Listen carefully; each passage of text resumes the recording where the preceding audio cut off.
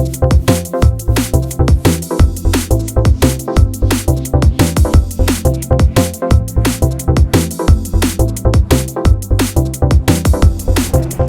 again, everybody, and welcome to SFF180. It is Monday morning, August 22nd, and time once again for the Mailbag.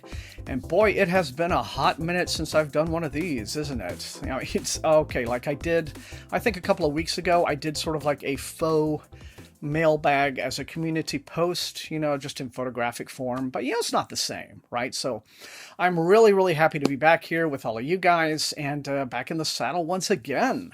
And as you might expect, yes, I've got a pretty decent little stack of physical copies here this week. Most of these I think are going to be finished copies, books that are already out and on sale. But you never know, right? Somewhere in a couple of these envelopes, there might be some surprises. So we will see about those together. Anyway, quickly, a couple of announcements happening. First, Worldcon coming up. I think I'm leaving town next week. That's going to be over the Labor Day weekend in Chicago. And there's going to be a big, the BookTube gang is going to be back this time. I think last year in DC, I was the only person. And the DC convention, that was a very much of a reduced Worldcon, you might say. People were slowly kind of getting back into it very cautiously. In the post-COVID times, and not really post-COVID because a bunch of people got sick at that convention. But anyway, point is, everyone's coming back this year. We're going to Rachel from Kalanati, Sam from Thoughts on Tomes, Rhea the Bookfinch, and then a bunch of old friends like Paul Weymouth and Joe from Final Blow Joe. So a bunch of the BookTube SFF contingent is going to be there. So look for us. I'm on 2 panels. I posted that schedule already as a community post. So yeah. Looking forward to meeting you guys. All right, anyone who turns up, it's going to be a ton of fun. Other announcement, what is going on this year with Space Opera September? Okay, it's going to happen, but we are between seasons, as it were, so it's not going to be like a big to-do this year. It's like during the month of September, if you want to redo any of the year 1 and year 2 challenges for yourself, this year it's going to be just a very relaxed, cozy readathon, as it were. You can do it if you like. If not, don't worry about it. But if I have more definite plans about it coming up, then I will let you know, of course, in time, right, before I leave for the convention and all of that. Yeah. So that's really kind of all that. I'll reopen, or at least I'll start inviting people back who haven't gotten to participate in it before to the Discord group, as it were. And of course, next year will be the big extravaganza, season 3, third and final season. And so that'll be something to look forward to. Got some big plans for that. But this year, it's going to be very chill. All right, not a whole lot to worry about. All right, so that's it for announcements and for me babbling. So let's get into some books. And I'm going to start with this crinkly little package, which comes in from an address I do not recognize. Ah, okay. I do remember talking to or emailing with the publicist for this. This is a new anthology called Terraform, Watch Worlds Burn. The editors are Brian Merchant and Claire L. Evans. This is in from FSG Books. They are the publisher of Jeff Vandermeer and some other really cool kind of literary SF spec-fic stuff. August 16th is when this came out, apparently. And it says, we are thrilled to announce the publication of Terraform, Watch Worlds Burn, an ingenious and inventive anthology of near-future science fiction, and what Publishers Weekly calls a showcase of today's leading imaginations. This massive yet carefully and lovingly curated collection gathers together 53 stories from Vice's acclaimed innovative digital speculative story destination. Oh, okay. Bringing them to print for the first time. The mission of Terraform, in the editor's words, was to prove that speculative fiction could live alongside, even inform, our daily battery of news and analysis, drawing together unique, visceral voices to form a vital portrait of a world in rapid evolution.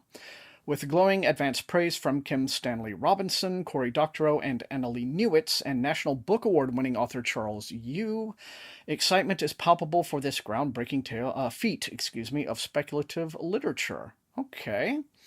Well, let's see who's in this really quickly. Authors include Meg Ellison, Sarah Gailey, let's see, Malcolm Harris, let's see, a bunch of names I don't really recognize. That's Sam J. Miller's in here. E. Lily Yu is in here. Tochi Onyebuchi. Tobias Buckle, Bruce Sterling. Haven't heard from Bruce in forever. Tlotlo Samase, Jeff Vandermeer. Okay, but yeah, wow, very, very generous anthology. So, Terraform from FSG Books, available now. And next up, this one looks like it might be in from Saga Press. Okay, very happy to have this. This was one of my anticipated horror titles for the year. This is the finished copy. I thought it was going to be hardcover, but it's trade paperback. Oh well. But it's Reluctant Immortals by Gwendolyn Kist. Basically, first book from Gwendolyn from, one of the big 5 imprints. So hooray for that. But let's see what it says. Reluctant Immortals is a horror novel that looks at 2 men, Mr. Rochester and Dracula, and the 2 women who survived them, Bertha and Lucy, who are now undead immortals. They are residing in Los Angeles in 1967 when Rochester and Dracula make a shocking return in the Haight-Ashbury district of San Francisco. Combining elements of historical and gothic fiction with a modern perspective in a tale of love and betrayal and coercion, Reluctant Immortals is the lyrical and harrowing journey of 2 women as they bravely claim their own destiny in a man's world. Okay then, so hippies and vampires from Gwendolyn Kist. This is out from Saga Press, Reluctant Immortals. Oh, this one tells me it is from Random Penguin. Okay, I already had this as an e-arc, but I was not expecting to get a physical arc. This is Dead Man's Hand, and it is the debut novel by James J. Butcher, who is the son of Jim Butcher. And as you see, it doesn't look like the apple falls very far from the tree in the Butcher family, but this is the first volume in a series, I guess, that he is doing called The Unorthodox Chronicles. So let's see what it's all about.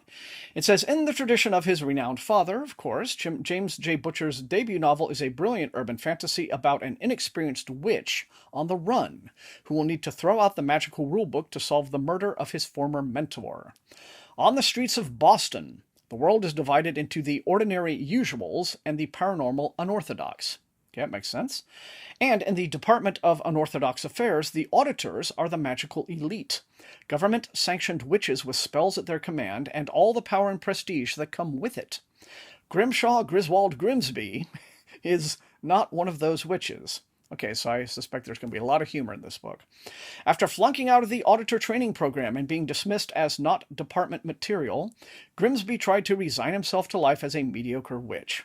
But he can't help hoping he'll somehow, someway get another chance to prove his skill. That opportunity comes with a price when his former mentor, a.k.a. the most dangerous witch alive, is murdered down the street. I guess he wasn't the most dangerous witch alive then. He was murdered down the street from where Grimsby works, and he is the auditor's #1 suspect. Proving his innocence will require more than a little legwork, and after forming a strange alliance with the retired legend known as the Huntsman and a mysterious being from the elsewhere, Grimsby is abruptly thrown into a life of adventure. Whether he wants it or not. Now, all he has to do is find the real killer, avoid the auditors on his trail, and most importantly, stay alive. Okay, then. Well, all right, if you like this sort of thing, this looks like it might be a bunch of fun. But Dead Man's Hand by James J. Butcher will be out from Ace Books on, it says, October the 11th. All right, so it's time to pull the big white envelopes out of the pile. Next few, it looks like, are going to be from Macmillan, most likely Tor books. And the first one in from Tor is one I am super happy to see, although I am already reading it, but it's very nice to have the finished copy in hardcover, and this is Counselor by Ellie Modesitt Jr. Now, this is the sequel to Isolate, which I very recently reviewed on the channel. Modesitt has a huge, very loyal fan base, but he's not really an author. He is kind of a niche writer at the same time. He kind of appeals to his fan base, and he doesn't really get discussed much on BookTube and various platforms like this one, right? But I feel like, he is a good writer for readers who are willing to kind of, meet him on his terms, as it were. And this series is shaping up, I think, to be one of his very best. But anyway, Counselor, it came out on the 9th of August. It says, anyway, he's continuing his brand new Gaslamp political fantasy series with the thrilling sequel to Isolate. And it's also, I think, arguably full-on steampunk, so there we go. Continued poor harvests and steam-powered industrialization displace and impoverish thousands. Protests grow and gather followers against this rising tide of social unrest.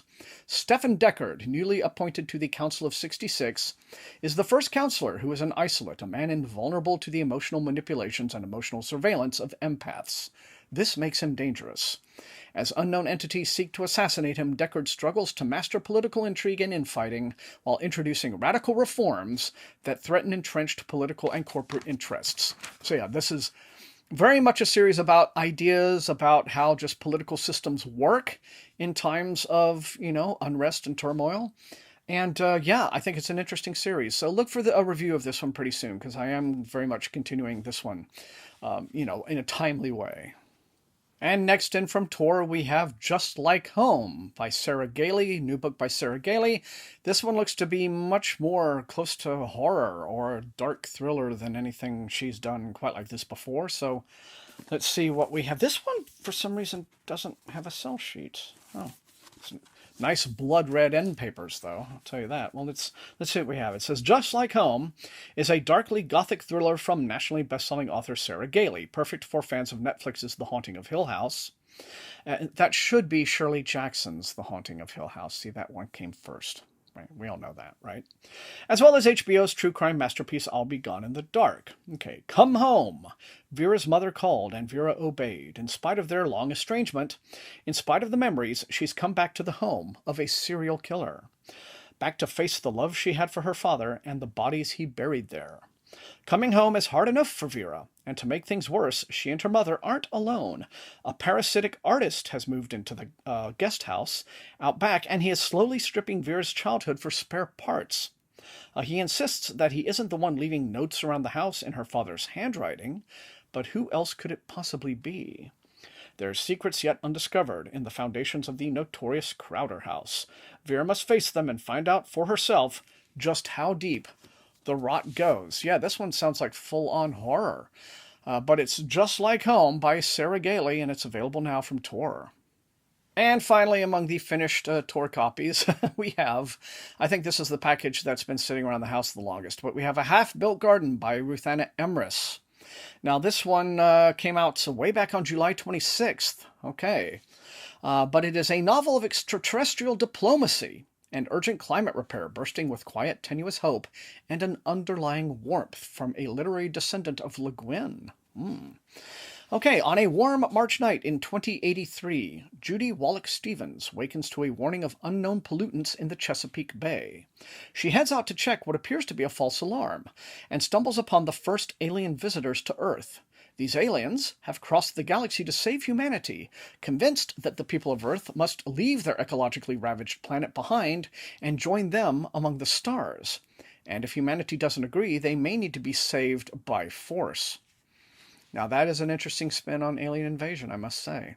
But now, corporations, nation-states, and networks all vie to represent humanity to these powerful new beings. And if any one accepts the aliens' offer, Earth may be lost. With everyone's eyes turned to skyward, everything hinges on the success of Judy's effort to create understanding both within and beyond her own species. Huh. All right, then. A literary descendant of Ursula Le Guin, Emrys crafts a novel of extraterrestrial diplomacy and urgent climate repair. Okay, depicts a world worth building towards, a humanity worth saving from itself, and an alien community worth entering with open arms. It's not the easiest future to build, but it's one that just might be in reach. A Half-Built Garden, and it's available now from Tor in hardcover. Okay, this next one definitely looks interesting. This one is in from Riverhead Books. They're the publisher of Marlon James. They occasionally do some Slipstream stuff. And this is the new book by Mohsen Hamid. I think I may have pronounced that correctly. Who knows? But he's the author of Exit West, another kind of Slipstream literary work of fiction I reviewed on the channel some years ago. And this one is called The Last White Man. So that's bound to be provocative. But I think it's a satirical, it's almost kind of Kafka-esque. But with, maybe a bit more of a modern sense of humor applied to it. It says, one morning a man wakes up to find himself transformed. Overnight, Anders' skin has turned dark, and the reflection of the mirror seems a stranger to him. At first, he shares his secret only with Una, an old friend, newly a lover. Soon, reports of similar events begin to surface across the land. People are awakening in a new incarnation, uncertain how their neighbors, friends, and family will greet them. Some see the transformations as the long-dreaded overturning of the established order to be resisted to a bitter end. In many, like Anders' father and Una's mother, a sense of profound loss and unease wars with profound love. As the bond between Anders and Una deepens, change takes on a different shading, a chance at a kind of rebirth, an opportunity to see ourselves face to face anew, right? So it's one of those where it's like, what if everything was just that different, and how would people respond to it? So, yeah, I'm actually keen to see what this is like. But it's The Last White Man by Mohsin Hamid, and it's available now from Riverhead Books. Okay, we're getting a little closer to the bottom of the stack, and this one also says it is from Macmillan.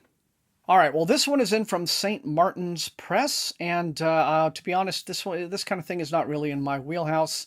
This is kind of a mainstream military action thriller. It doesn't really have any science fiction or speculative elements in it, but here it is. So, those of you who like this kind of thing, let's check it out. This comes out March 2023.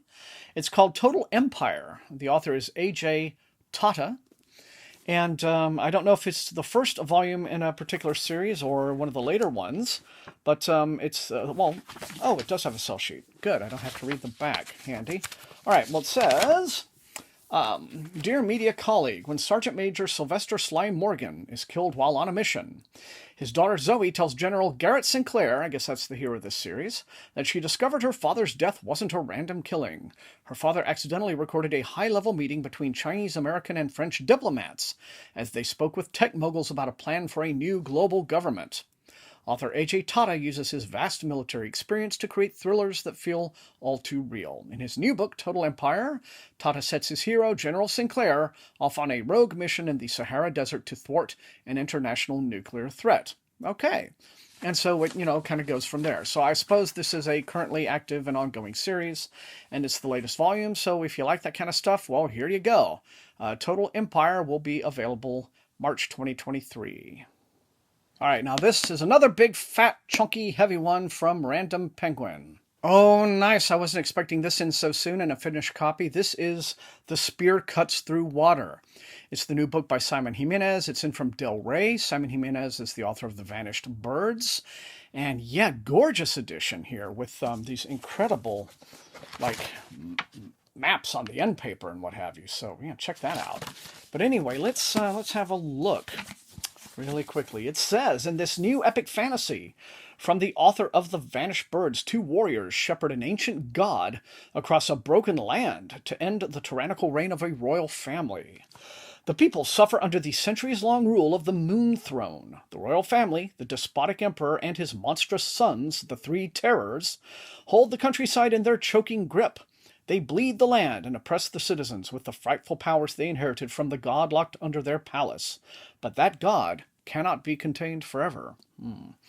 With the aid of June, a guard broken by his guilt-stricken past, and Kima, an outcast fighting for his future, the god escapes from her royal captivity and flees from her own children, the triplet terrors who would drag her back to her unholy prison. And so it is that she embarks with her young companions on a 5-day pilgrimage in search of freedom and a way to end the Moon Throne forever. The journey ahead will be more dangerous than any of them could have imagined. Both a sweeping adventure story and an intimate exploration of identity, legacy, and belonging, The Spear Cuts Through Water is an ambitious and profound saga that will transport and transform you, and is like nothing you've ever read before. Well, yeah, it sounds very exciting. And Spear Cuts Through Water, Simon Jimenez, available from Del Rey. Okay, so we're down to the last few packages, and this one looks like it has come in from Erewhon Books. All right, well, this is a very, very attractively designed hardcover for a book called Dayboy. The author is Trent Jameson. Trent Jameson is a name that I think I vaguely recognize, maybe from some books he did for Angry Robot a few years back. But, very pretty book. Let's see what it's all about. It says, they worship the sun, the only god as cruel as they are. The masters, dreadful and severe, rule the Red City and the lands far beyond it. By night, They politic and feast, drinking from townsfolk, resigned to their fates. By day, the masters must rely on their human servants, their dayboys, to fulfill their every need and carry out their will. Mark is a dayboy, practically raised by his master Dane. It's grueling, often dangerous work, but Mark neither knows nor wants any other life. And if a dayboy proves himself worthy, the nightmarish, all-seeing Council of Teeth may choose to offer him a rare gift, the opportunity to forsake his humanity for monstrous power and near immortality, like the masters transformed before him. But, in the crackling heat of the Red City, widespread discontent among his fellow humans threatens to fracture Mark's allegiances. As manhood draws near, so too does the end of Mark's tenure as a dayboy, and he cannot stay suspended between the worlds of man and master for much longer. All right, so we have that coming of age, time to make choices kind of storyline. All right. With brilliantly evocative hypnotic prose, Trent Jameson crafts a fang-sharp and surprisingly tender coming-of-age story about a headstrong boy and the monster who taught him to be a man. All right, so that is Dayboy, and I assume that it is out now-ish from Erewhon Books in hardcover. Next, I have a couple of books in from Tachyon Publications. They're a fantastic imprint. I know all those guys, and they're wonderful folks. All right, so this first is a short novel or novella. The title is The Bruising of Kilwa, and the author is Nassim Jamnia. Ferouz-e Jafari is fortunate to have immigrated to the free democratic city-state of Kilwa, fleeing the slaughter of other traditional Sasanian blood magic practitioners in their homeland. Despite the precarious status of refugees in Kilwa, Ferouz has found a good job at a free healing clinic. But Ferouz and their employer, Kofi, have discovered a terrible new disease spreading through the city, and Ferouz suspects ineptly performed blood magic is to blame. In order to survive, Ferouz must break a deadly cycle of prejudice and find a fresh start for their blood and found family. Powerful and fascinating, The Bruising of Kilwa is a riveting debut in the vein of fantasy classics such as the Broken Earth trilogy, The Four Profound Weaves, and Who Fears Death? Okay. Fantasy allegory may be a bit about the immigrant experience, but The Bruising of Kilwa is available now from Tachyon Publications. And next up, this is an ARC. This is for a book coming out on November the 8th. It's a new book by Lavi Tidhar. It's an Israeli science fiction author and somebody that I really need to get caught up with because I've liked the little that I have read, and I know that there is so much to catch up on. Anyway, this book is called Neom. And well, let's see what it says. It says, from the rich, multi-award-winning universe of Central Station. Okay, that's a book I need to, I guess, read first. The inhabitants of a complex desert city rediscover passion. While at the brink of revolution, machines roam the desert in search of purpose. Works of art can be deadlier than weapons, and improbable love transcends the sands of time. The city known as Neom is many things to many beings, humans or otherwise. Neom is a tech wonderland for the rich and beautiful, an urban sprawl along the Red Sea, and a port of call between Earth and the stars. But the desert outside of Neom is full of mechanical artifacts, some unexplained and some unexploded.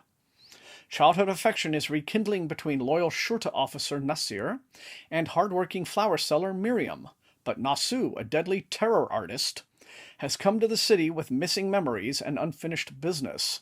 Just one robot can change a city's destiny with a single rose, especially when that robot is in search of lost love. Okay, see, there you go. Wow, it just bleeds originality. It just sounds very fun. So anyway, Lavi Tidhar's Neom from Tachyon Publications, available November the 8th.